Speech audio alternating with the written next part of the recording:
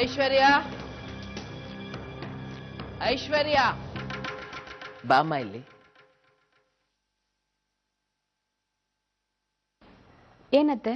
ಇಷ್ಟು ದಿನ ಈ ಮನೇಲಿ ಏನೇನೋ ನಡೆದೋಯ್ತು.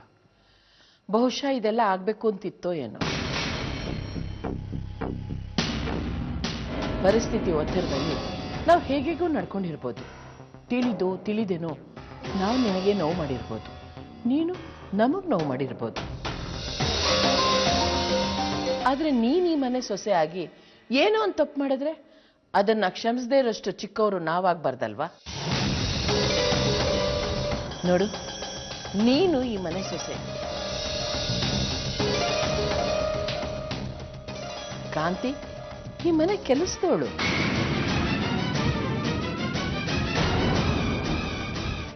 ಈಗೇನು ಕೇಳ್ಬೇಡ, ಸುಮ್ಮನೆ ಇರು. ಅತ್ತೆ, ನೀವು ಹೇಳಿದೆಲ್ಲ ಸತ್ಯ. ನಾನು ಇದನ್ನೆಲ್ಲ ಒಪ್ಕೊಂಡು ಸಂತೋಷವಾಗಿರ್ತೀನಿ. ಇನ್ಯಾವತ್ತೂ ನಿಮ್ಮ ಮನಸ್ಸಿಗೆ ನೋವಾಗೋ ಥರ ನಡ್ಕೊಳ್ಳಲ್ಲ. ಕಾಂತಿನ ಮದುವೆ ಆಗಿ ಐಶ್ವರ್ಯಂಗೂ ತಾಳಿ ಕಟ್ಟು ಅಂತ ಹೇಳಿದ್ರಲ್ಲ, ಆಗ ನಾನು ಆಗಲ್ಲ ಅಂದಿದ್ರೆ ಇಷ್ಟೆಲ್ಲ ತೊಂದರೆನೇ ಆಗ್ತಿರ್ಲಿಲ್ಲ.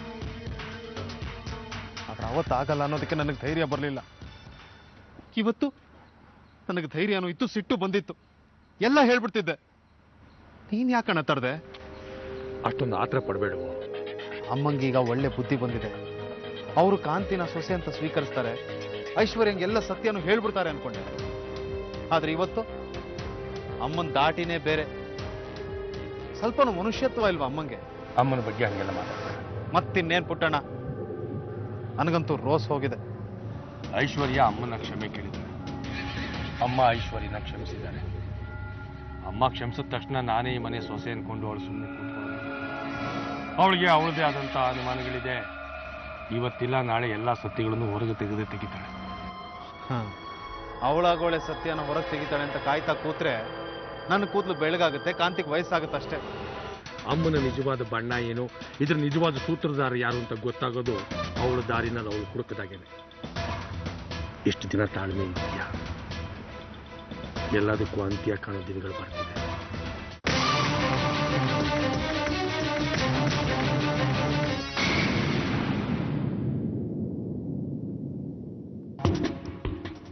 ಅಯ್ಯೋ, ಇದೇನ್ ಮಾಡ್ತಿದ್ದೀರಾ? ದಯವಿಟ್ಟು ನನ್ನನ್ನು ಕ್ಷಮಿಸ್ಬಿಡು ಕಾಂತಿ. ನೀವ್ ನನ್ನ ತಾಯಿ ಇದ್ದ ಹಾಗೆ ನೀವ್ ಹೀಗೆಲ್ಲ ಮಾಡ್ಬಾರ್ದು. ಹೇಳಿ ಅಂತ ಹೇಳಿದ್ನಲ್ಲ, ನೀವ್ ದೊಡ್ಡವರು, ಹೀಗೆಲ್ಲ ಮಾಡ್ಬಾರ್ದು. ಸರಿ, ಕ್ಷಮಿಸಿದ್ದೀನಿ, ಬಿಡಿ.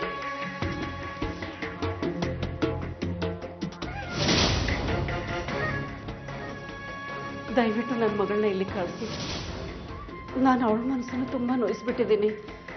ನಾನು ಕಾಂತಿನ ಕ್ಷಮೆ ಕೇಳಿದ್ದು, ಅವಳನ್ನ ಕ್ಷಮಿಸಿದ್ದು, ಅದನ್ನೆಲ್ಲ ಅವಳು ನೋಡಿ ಸಮಾಧಾನ ಪಡ್ಕೊಳ್ಳಿ. ಮಾಡೋದೆಲ್ಲ ಮಾಡಿ ಈಗ ನಾಟಕ ಆಡ್ತಿದ್ದೀರಲ್ಲ. ನನ್ನ ನಂಬಿ ನಾನು ನಿಜವಾಗ್ಲೂ ಕ್ಷಮೆ ಕೇಳೋದಕ್ಕೆ ಬಂದಿದ್ದು ಇಲ್ಲಿಗೆ. ಹೇಳ್ತಾ ಇದ್ದೀನಲ್ಲ, ನಿಮ್ಮ ಮಗಳ ಮನೇಲಿ ಇಲ್ಲ ಅಂತ ತಾವಿನ್ ಹೊರಡ್ಬೋದು. ಹೆತ್ತ ತಾಯಿ ಸಂಕಟ ಏನು ಅಂತ ನಿಮ್ಗೆ ಯಾರಿಗೂ ಅರ್ಥನೇ ಆಗ್ತಿಲ್ಲ ಅಲ್ವಾ? ಅಮ್ಮ ಮಗಳನ್ನ ದೂರ ಮಾಡಿ ನೀವೆಲ್ಲ ಸಂತೋಷ ಪಡ್ತಾ ಇದ್ದೀರಲ್ಲ. ನಾನು ಕಣ್ಣೀರ್ ಹಾಕಿದ್ರೆ ನಿಮ್ಗೆಲ್ಲ ಖುಷಿ ಆಗ್ತಾ ಇದೆ ಅಲ್ಲ? ನಿಮಗೂ ಇದೇ ಗತಿ ಬರುತ್ತೆ, ನೋಡ್ತಾ ಇರಿ.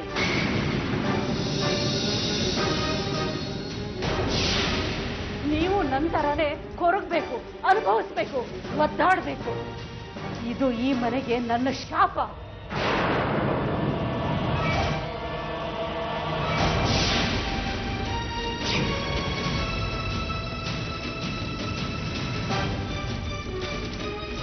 ಆ ಮನೆಗೆ ಶಾಪ ಹಾಕಿದ್ರೆ ನಮ್ಮ ಮಗಳು ಐಶ್ವರ್ಯ ಮನೆಗೆ ಶಾಪ ಹಾಕ್ತಂಗಲ್ವೇನೆ?